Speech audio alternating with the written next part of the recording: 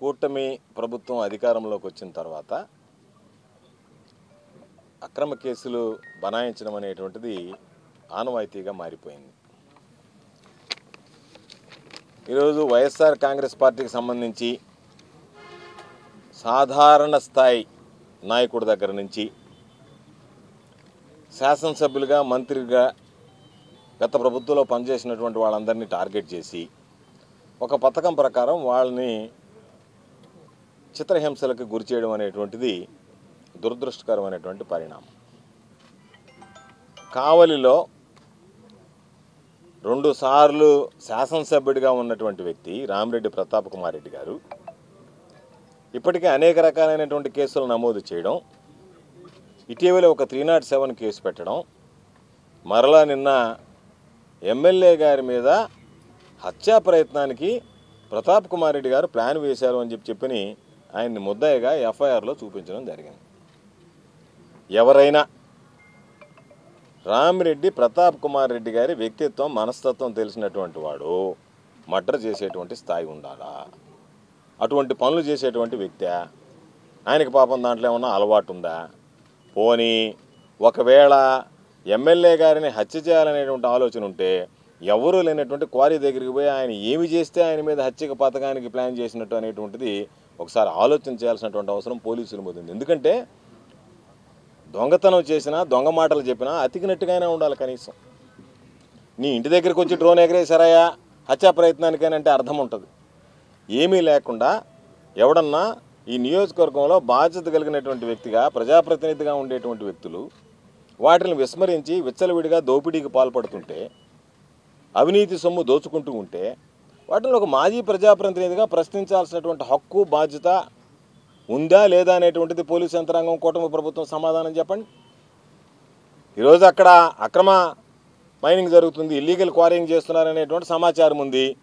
దాని ప్రకారం ఎంత మీద ఇల్లీగల్ క్వారింగ్ జరుగుతుంది, ఏ విధంగా ఇల్లీగల్ క్వారింగ్ జరుగుతుంది, కాబట్టి దాని పూర్వాపరాలు ఎందుకు తెలుసుకోవాల్సినటువంటి దాంట్లో ఈ నియోజకవర్గానికి సంబంధించి ప్రతిపక్షంలో ఉన్నటువంటి వ్యక్తిగా అధికార పక్షం చేసేటువంటి తప్పులను ఎండగట్టడం అనేటువంటిది మా ప్రధానమైనటువంటి బాధ్యత, మా ధర్మం. ఎదుగో మీరు తప్పులు చేశారు, మిమ్మల్ని గెలిపించారు ప్రజలు, ఇది మీరు తప్పులు చేస్తున్నారని చెప్పి ప్రశ్నించేటువంటి హక్కు, అధికారం, బాధ్యత, ఆ విధంగా వ్యవహరించాల్సినటువంటి అవసరం ప్రతిపక్షం మీద ఉంటుంది.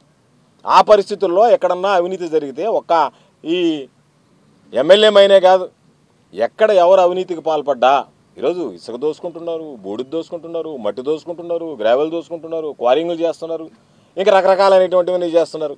ఆ చేసేటప్పుడు మిమ్మల్ని, మీరు చేసేటువంటి తప్పులు ప్రజలకు ఎత్తి చూపించడం మీరు చేస్తున్నారు. ప్రజలు మిమ్మల్ని ఏదైతే నమ్మకంతో, విశ్వాసంతో ప్రజలకు సేవ చేస్తారని మిమ్మల్ని గెలిపించారు, దానికి భిన్నంగా మీరు వ్యవహరిస్తున్నారనేటువంటి దాన్ని ప్రజలకు తెలియజెప్పాల్సినటువంటి బాధ్యత ప్రతిపక్షం మీద ఉంటుంది. కాబట్టి ఆ బాధ్యత నిర్వర్తించడంలో భాగంగా మీ క్వారీ దగ్గర ఏమేమి జరుగుతున్నాయనేటువంటి దాన్ని చూశారు. దాన్ని చూడడానికి, ఫోటోలు తీయడానికి క్వారీ ఉన్నటువంటి దాంట్లో డ్రోన్ ద్వారా ఫోటోలు తీశారని చెప్పి ఆయనే చెప్పాడు. నేనే మామూలుగా దీనికి సంబంధించి ఎంత మేర అవినీతి జరిగిందని నేను చేస్తున్నాను. ఎక్కడన్నా గ్రావెల్ తీసినా, ఎక్కడన్నా లేదన్నా తీస్తే దాన్ని మామూలుగా లాంగిట్యూడ్స్, లాటిట్యూడ్స్తో సహా ఆ లొకేషన్ మ్యాప్ పెట్టి ఇదిగో ఇక్కడ ఇంత జరిగింది, అవినీతి జరుగుతుందని చెప్పి చూపిస్తాం. కాబట్టి మా మీద మేము చేసేటువంటి అవినీతిని మీరు ప్రశ్నిస్తే మీ నోళ్లు మూయించడానికి మేము పోలీసులు కేసులు పెడతామని చెప్పి మీరు చెప్పదలుచుకున్నారా ఈ సమాజానికి అనే దానికి చెప్పండి. ఈరోజు పోలీసులు చూస్తే, వాళ్ళ వ్యవహార శైలి చూస్తే నేను అనుకుంటున్నా 2029తో పాపం ఉద్యోగ ధర్మాన్ని నిర్వర్తించి 2029తో మా పని అయిపోతుంది అనుకుంటున్నారేమో తెలియదు. మరీ నెల్లూరు జిల్లాకు సంబంధించి ఈ నెల్లూరు జిల్లాలో ఉండేటువంటి ఎస్పీ కృష్ణకాంత్ వచ్చిన తర్వాత నిద్ర లేచి పేపర్ చూడాలంటే భయం వేస్తుంది. ఎవడు చచ్చిపోయాడా, ఎవడిని హత్య చేశారా, ఎవరి మీద దాడి చేశారా, ఎవరు మానభంగం అయ్యారా, లా అండ్ ఆర్డర్ మెయింటైన్ చేయడంలో నిల్లు, అబద్ధపు కేసులు పెట్టడంలో ఫుల్లు. కాబట్టి అందులో భాగంగా ఈరోజు ఒక కేసు కడితే సాక్షాత్తు ఒక శాసనసభ్యుడిగా 10 సంవత్సరాలు పనిచేసినటువంటి వ్యక్తి మీదనే ఈరోజు మీరు ఎఫ్ఐఆర్లు కట్టడం ఈరోజు పూనుకుంటున్నారు, పాల్పడుతున్నారంటే సాధారణంగా వైఎస్ఆర్ కాంగ్రెస్ పార్టీ నాయకుల మీద, కార్యకర్తల మీద మీ కక్ష సాధింపులు ఏ విధంగా ఉంటాయి? వాళ్ళని తీసుకువెళ్ళడం, కుటుంబ సభ్యులను తీసుకువెళ్ళడం, వాళ్ళని వేధించడం, బాధించడం, కొట్టడం, దూషించడం, రకరకాలైనటువంటివి. కాబట్టి ఎప్పుడు చూడలేదు ఇటువంటివి. కొత్త కొత్తని నేర్పిస్తున్నారు మీరు. అందుకని ఈరోజు ఖచ్చితంగా ఏదైతే ఈరోజు మీరు కేసు పెట్టామని సంకలు గుద్దుకుంటున్నారో వీటి వెనక ఎవరు సూత్రధారులో, పాత్రధారులు అనేటువంటి దాని మీద ఈ రోజుతో పూర్తయ్యాయి అనేటువంటిది ఎప్పుడు అనుకోవద్దు. పోలీసులు అనుకోవద్దు, పెట్టించినటువంటి వ్యక్తులు అనుకోవద్దు. రేపు ఏ వ్యక్తి అయితే ఈరోజు ఈ కంప్లైంట్ ఇచ్చాడో మీ సూపర్వైజర్లో మేనేజర్లో రేపు దీని వెనక ఎవరుండారనేటువంటిది ఈ ప్రభుత్వం మారిన తర్వాత తీసుకెళ్తే బుర్రకథ చెప్పినట్టు చెప్తాడు. అంత మొత్తం స్టోరీ అంతా ఏం జరిగింది, ఎవరు చెప్పారు, ఎవరు చెప్తే కేసు పెట్టారు, ఎక్కడ కేసు పెట్టారు, ఎందుకు కేసు పెట్టారు, ఏవి రాశారు, ఎవరు రాయించారు అనేటువంటి విషయాలు. కాబట్టి ఇవన్నీ కూడా మంచి పనులు కాదు అనేటువంటిది తెలియజేస్తున్నాం. ఖచ్చితంగా ఈరోజు పాపం ఆ కుటుంబ సభ్యులు మనోవేదనకు గురయ్యేటువంటి పరిస్థితి ఉంటుంది. మొట్టమొదటిసారిగా నాకే బాధేసింది. ఎందుకంటే నేను దాదాపుగా 86 రోజులు జైల్లో ఉన్నటువంటి వాడిని. ఈరోజు లెక్క చేయలేదు. ఈరోజు వెళ్ళి నాకు ఆరోగ్యం బాగలేదు, మాకు బెయిల్ ఇవ్వమని చెప్పి అడగలేదు. మేము తప్పు చేయలేదు కాబట్టి మాకు బెయిల్ ఇవ్వమన్నాం. మేము తప్పు చేసినట్టుగా ఆధారాలంటూ చూపించండి అని చెప్పి అడిగాం. కాబట్టి పోరాడేటువంటి వ్యక్తులను తప్ప భయపడేటువంటి వాళ్ళం కాదు. ఏదేమైనా ఇది దురదృష్టకరమైనటువంటి పరిణామం. తప్పనిసరిగా దీనికి సంబంధించినటువంటి దాంట్లో న్యాయస్థానాన్ని ఆశ్రయిస్తాం. చేయనటువంటి తప్పులకు దోషులుగా ఉండాల్సినటువంటి అవసరం లేదు కాబట్టి ఈరోజు న్యాయ పోరాటం చేస్తున్నాం. దాని మీద తప్పనిసరిగా న్యాయస్థానం మీద మాకు నమ్మకం, విశ్వాసం ఉంది. వాటిని అధిగమిస్తాం. కేవలం మీ ఉద్దేశం, పోలీసు ఉద్దేశం ఏదో ఒక మనీ స్కామ్ జరిగితే దాన్ని ప్రశ్నిస్తే, ఆ ప్రశ్నించడం మీకు బాధిస్తే మీరందరూ కలిసి వాటాలు వేసుకుని పంచుకుంటుంటే, దొంగలు వాటాలు పంచుకున్నట్టుగా అందరు కలిసి వాటాలు పంచుకుంటుంటే, ఆ వాటాలను ఒక ప్రజాప్రతినిధిగా ఉండేటువంటి వ్యక్తి, బాధ్యత కలిగినటువంటి వ్యక్తి, ప్రజాసేవకుడు ఆయన దగ్గరికి వెళ్ళి అయ్యా ఇదిగో మేము మోసపోయాము అని చెప్తే దాని మీద మాట్లాడకూడదా? మాట్లాడితే దొంగ కేసులు పెడతారా పోలీసులు? మాట్లాడితే అక్రమ కేసులు బనాయిస్తారా? ఎలకాలం మీరు మామూలుగా మీ రాజ్యం, మీ ప్రభుత్వం, మీ పరిపాలన నడుస్తుందని చెప్పి అనుకుంటున్నారా? ప్రభుత్వాలు మారవా? ఏ ప్రభుత్వం శాశ్వతం కాదనేటువంటి విషయం మీకు తెలియదా? 2024 దాకా వైఎస్ఆర్ కాంగ్రెస్ పార్టీ లేదా, 2024 తర్వాత ఈ కూటమి పాలన లేదా, 2029 తర్వాత మరలా ఈ కూటమి పాలన కొనసాగుతుందని మీకు ఏమైనా గ్యారంటీ ఉందా? ఈరోజు చూసేటువంటి పరిస్థితుల్లో ఇప్పటికే ప్రజలు అయ్యో తప్పు చేశాం, ఎప్పుడు అవకాశం వస్తుందో జగన్మోహన్ రెడ్డి గారిని మరలా ముఖ్యమంత్రిని చేయాలనేటువంటి ఆలోచన స్పష్టంగా సంవత్సరం రోజుల్లోనే బయటపడింది. కాబట్టి అటువంటి నేపథ్యంలో నేను చెబుతున్నా, మీరు చేసేటువంటి ఈ పనులు అనేటువంటివన్నీ కూడా రేపు దాదాపుగా శాపాల్లాగా పరిణమిస్తాయి, మీ వెంటాడతాయి. కాబట్టి వీటిల్లో ఎక్కడా కూడా అటువంటి పనులు చేయొద్దు అని చెప్పినని చెప్తున్నాం. దానికి సంబంధించి దాదాపుగా ఈరోజు ₹1,00,00,000 స్కామ్ జరిగింది. లెక్కల ప్రకారం చూస్తే 800 కోట్ల రూపాయల మనీ స్కామ్ అని చెప్తున్నారు. ఆ సుబానీ మనీ స్కామ్ అనేటువంటిది 800 కోట్ల రూపాయలతో కూడుకున్నటువంటి స్కామ్ అని చెప్తున్నారు. అటువంటి మనీ స్కామ్ జరిగితే దాని గురించి మాట్లాడకూడదా? మాట్లాడితే ఎమ్మెల్యే ఉంటాడు కాబట్టి మాట్లాడతాడు కాబట్టి మేము కేసు కడితే ఎమ్మెల్యే ఉండడు అని చెప్పిన ఆలోచన. ఎన్ని రోజులు ఆపుతారు మీరు? ఎన్ని రోజులు ఆపుతారు? 15 రోజులు ఆపుతారా? కోర్టు దగ్గర నుంచి బెయిల్ వచ్చిందాకా ఆపుతారా? ఆ తర్వాత మరలా ఎమ్మెల్యే గారు ఇక్కడికి రారా? ఎమ్మెల్యే గారు ఇక్కడికి వస్తే మరలా దాని మీద మాట్లాడరా? ఈ రోజుతోనే ఒక నెల రోజులు దోచుకుంటారు. ఆయన లేనప్పుడు మీరు దోచుకుంటారు, లేదా ఆయన లేనప్పుడు మీరు మాట్లాడేటువంటి వాళ్ళు, మిమ్మల్ని ప్రశ్నించేటువంటి వాళ్ళు ఉండకపోవచ్చు. మేమందరం లేమా? మీరు చేసినటువంటి తప్పులు మేము గుర్తు చేయమా? కాబట్టి ఇవన్నీ కూడా సరైనటువంటిది కాదు. ఎక్కడైతే మామూలుగా దీనికి సంబంధించినటువంటి దగ్గర పొరపాటు జరిగిందో, ఇల్లీగల్ మైనింగ్ జరుగుతుందనేటువంటి ఆలోచన చేశారో, ఆ ఇల్లీగల్ మైనింగ్ జరిగిన దగ్గర ఒక మనుషులను పంపించి ఎంతవరకు ఇల్లీగల్ మైనింగ్ జరుగుతుందనేది తెలుసుకోవాల్సినటువంటి బాధ్యత ఆయనకు ఉంది కాబట్టి పంపించాడు. దాని మీద దొంగ కేసులు పెట్టడం. కాబట్టి YSR Congress party legal team ఏదైతే ఉందో దాని మీద ఎప్పటికే దృష్టి పెట్టింది. ఇది అక్రమ కేసు, ఎక్కడ ఆధారాలు, దానికోసం పాపం ఒక కత్తి తీసుకొచ్చి ఆ కత్తిని తీసుకొచ్చి చూపించి రకరకాలైనటువంటి, ఎంత దౌర్భాగ్యం అంటే ఈ పరిపాలన. చంద్రబాబు నాయుడు చెప్తున్నాడు. ఏమని చెప్తాడు చంద్రబాబు నాయుడు? నన్ను 95 సిబిఎన్ అంటాడు. ఇప్పుడు కాదు, మీరు నన్ను పాత సిబిఎన్ అంటే, పాత సిబిఎన్ అంటే ఎవరు? రామారావుకు వెన్నుపోటు పొడిచిన సిబిఎన్. పాత సిబిఎన్ చూస్తారు మీరు, ఇప్పుడు కాదు అంటే అనుభవం ఉండేటువంటి సిబిఎన్ చూస్తారని ఓట్లు వేశారు. మీరు నన్ను అనుభవం చేసినట్టు సిబిఎన్ కాదు, వెన్నుపోటు పొడిచినటువంటి సిబిఎన్, 95 సిబిఎన్ పదే చెప్తున్నాను, మీరు గుర్తుంచుకోండి. మీరు అందరూ నన్ను 95లో 95 సిబిఎన్ నేను అంటున్నాను. 95 సిబిఎన్ అంటే వెనకపై రామారావుకు వెన్నుపోటు పొడిచి అధికారంలోకి వచ్చినటువంటి సిబిఎన్. అది నా పరిస్థితి అని చెప్పి మాట్లాడేటువంటి పరిస్థితిలో ఉన్నాడు. కాబట్టి ఇవన్నీ కూడా చేయకూడనటువంటి తప్పులు.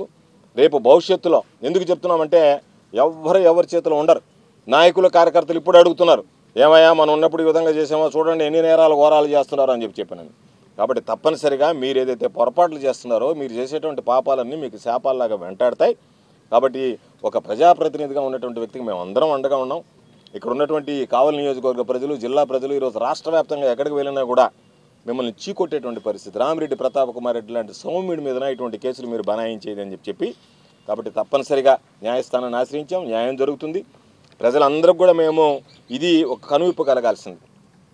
మీరందరూ ఆలోచన చేయాల్సినటువంటి, ఈ నియోజకవర్గానికి సంబంధించి ఎటువంటి వ్యక్తులు మీరు శాసనసభ్యులుగా, ఎటువంటి ప్రభుత్వాన్ని మీరు ఎంపిక చేసుకున్నారు, ఆ ప్రభుత్వం మీకు అభివృద్ధి సంక్షేమ కార్యక్రమాలను పక్కన పెట్టి ఇస్తాడనేటువంటి పెట్టి డైవర్షన్ పాలిటిక్స్ కోసం ఏ విధంగా తాను చేసినటువంటి తప్పుల్ని కప్పిపుచ్చుకునేదానికి, తాము చేసినటువంటి మోసాలని ఈరోజు బయటపడకుండా ఉండేదానికి డైవర్షన్ పాలిటిక్స్ అంటే చంద్రబాబు నాయుడు ఇచ్చాడు లేదని కాకుండా ఈరోజు ఏం చేస్తారా? కావలి సెంటర్లో ఈరోజు రామిరెడ్డి ప్రతాప్ కుమార్ రెడ్డి మీద కేసు పెట్టారు. దాని మీద డిస్కషన్ తప్ప ఒరే చంద్రబాబు నాయుడు ఇస్తానన్నాడే మోసం చేశాడనేటువంటి దాని మీద ఆ డిస్కషన్ రాకుండా ఉండాలంటే ఆయన ఒక ఆయన తీసుకొచ్చి రెడ్ బుక్ అని చెప్పి పెట్టాడు. రెడ్ బుక్ పరిపాలన అని చెప్పి తీసుకొచ్చి కొత్తది ఎప్పుడు రెడ్ బుక్ అనేటువంటిది ఎక్కడ లేదు. కొత్తగా చూసాం మనం. మహనీయుడు బిఆర్ అంబేద్కర్ గారు రాసినటువంటి రాజ్యాంగం. ఈరోజు పాపం ఆయన బహుశా ఇటువంటి పోలీసు వ్యవస్థ ఉంటుందని చెప్పి ఆయన ఊహించి ఉండడు. ఎందుకంటే పోలీసుల పాపం నిష్పక్షపాతంగా వ్యవహరిస్తాడని చెప్పి రాశాడు ఆయన మహనీయుడు.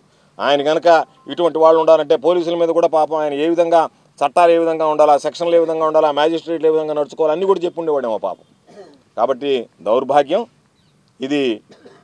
రాజ్యాంగానికి భిన్నంగా రాజ్యాంగేతర శక్తులు వ్యవహరిస్తున్నారు. రాజ్యాంగానికి విరుద్ధంగా రాజ్యాంగానికి తూట్లు పొడస్తా ఎవరైతే రక్షలుగా నిలవాల్సినటువంటి వ్యక్తులు ఉన్నారో వాళ్ళు ఒక వర్గానికి కొమ్ము కాస్తా పోలీసు వ్యవస్థ పనిచేస్తుంది. కాబట్టి ఈ జిల్లా ఎస్పీ అనేటువంటి వాడికి మరలా చెప్తున్నాం, జీతం దండగ తప్ప ఎక్కడ ప్రజలకు సంబంధించినటువంటి అక్రమ కేసులు పెట్టేటువంటి వాడు తప్ప, అక్రమ కేసులకు పాల్పడడం తప్ప ప్రజలకు ఎక్కడన్నా న్యాయం జరిగిందా? ప్రసన్న కుమార్ ఇంటి మీద దాడి చేస్తే ఒక వ్యక్తిగా ఉండేటువంటి వాడు నడి ఊర్లో నడి బజార్లో ఇంటికి వెళ్ళి దాడి చేస్తే ఆ వ్యక్తుల పేర్లు నేను కనుక్కోలేకపోతున్నానంటే అంత సిగ్గుమాలైనటువంటి పైన ఇంకేదైనా ఉంటుందా? అటువంటి సిగ్గుమాలైనటువంటి పోలీసు వ్యవస్థ ఈరోజు ప్రజల మాన ప్రాణాలకు ఎటువంటి రక్షణ కల్పించగలుగుతుంది? ఇంటి మీదకి వచ్చి దాడి చేస్తే, పగల కొడితే, ఇంట్లో ఉండేటువంటి వాళ్ళందరూ నానా ఇబ్బందులు పెడితే కనీసం ఎవడు దాడి చేశారనేది పక్కన పోలీసు వెహికల్స్ పెట్టుకుని ఉంటే మీరు ఎవరు దాడి చేశారనేటువంటిది మేము పట్టుకోలేకపోయామంటే అంత అసమర్థులైనటువంటి వ్యక్తులు మా మీద కేసులు పెట్టడానికి మాత్రం ఎక్కడ లేనటువంటి సమర్థత, ఎక్కడ లేనటువంటి ఉత్సాహం. మీ ఉత్సాహం ఉరకల వేస్తూ ఉంది పాపం ఒక్కొక్కడికి. ఎవరు ఎన్ని కేసులు పెట్టారు, ఎంతమందిని పట్టుకొచ్చారు, ఎంతమందిని ఇబ్బందులు పెట్టారంటే మీకు అంత ప్రమోషన్. ఇంకొక నెక్స్ట్ దానికి మంచి స్టేషన్కి పోతాడు. మంచిది కాదు. కాబట్టి ఈరోజుతో ఎవడు గడిచి బతకడు. కాబట్టి ఖచ్చితంగా దీని మీద పోరాడాలనేటువంటి ఆలోచన ఉంది. కాబట్టి నిన్నటి వరకు నాకు ఇక్కడికి రావడానికి కొన్ని నిషేధ ఆజ్ఞలు ఉన్నాయి కాబట్టి నేను రాలేకపోయా. నిన్న కోర్టు స్టే ఇచ్చింది కాబట్టి ఈరోజు వెంటనే వచ్చి ఆ కుటుంబాన్ని పరామర్శించాం. జగన్మోహన్ రెడ్డి గారు కూడా ప్రత్యేకంగా ఈరోజు మా నాయకుడు ఎవరైతే ఉన్నారో ఆ కుటుంబానికి అన్ని విధాలు అండగా ఉంటాం, ధైర్యాన్ని కల్పించండి అని చెప్పాడు. మాకున్నటువంటి ధైర్యం మా నాయకుడు జగన్మోహన్ రెడ్డి గారు. జగన్మోహన్ రెడ్డి గారు ఉన్నప్పుడు పరిపాలన ఏ విధంగా ఉన్నది, ఈరోజు పరిపాలన ఏ విధంగా ఉంది అనేటువంటిది ప్రత్యేకంగా చెప్పాల్సినటువంటి అవసరం లేదు. చెప్పినటువంటి ప్రతి వాగ్దానం నిలబెట్టినటువంటి వ్యక్తి. ఈరోజు చూస్తే చెప్పినటువంటి వ్యక్తి ఇదిగో ఈ డైవర్షన్ పాలిటిక్స్కి పాల్పడేటువంటి పరిస్థితి ఉంది. కాబట్టి వీటిని ఏటిని లెక్క చేయం, తప్పనిసరిగా పోరాడతాం, ప్రజల పక్షాన నిలుస్తాం. అవినీతి అక్రమ కార్యక్రమాల అనైతిక కార్యకలాపాలకు పాల్పడేటువంటి వాళ్ళకి గట్టిగా బుద్ధి చెప్పేటువంటి విధంగా మా పోరాటాలు కొనసాగుతాయి.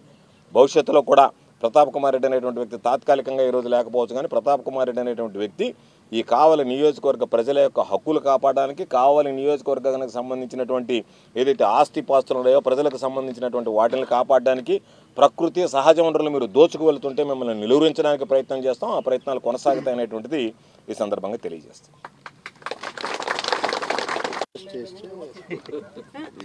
ఇప్పుడు నేను ఒక మాట ఏం చెప్తానంటే, నేను 86 రోజులు జైల్లో ఉన్నాను. ఏం మారాయా ఏం మారలేదనేది చూస్తున్నారు తప్ప ఎందుకు పోయిందా ఎందుకు పోలేదా అనేటువంటి ఊరు చూడలేదు. అందుకని ఎక్కడ నలుపు ఎక్కడ తెలుపు అనేటువంటిదే నేను డైవర్షన్. ఎక్కడ నలుపు ఎక్కడ తెలుపు అనేటువంటి దాని మీద మాట్లాడుతున్నారు తప్ప పొరపాటు ఎక్కడ జరిగింది అనేటువంటిది మాట్లాడలేకపోతున్నారంటేనే అర్థమైపోతుంది లేదా పరిస్థితి ఏ విధంగా ఉందనేది. అందుకని చెప్పి వీళ్ళు చేసేంత నలుపా తెలుపు అనేటువంటిదే తప్ప వాస్తవం అవాస్తవం అనేటువంటి చూసేటువంటి పరిస్థితులు లేకపోవడం మన దౌర్భాగ్యం, దురదృష్టం.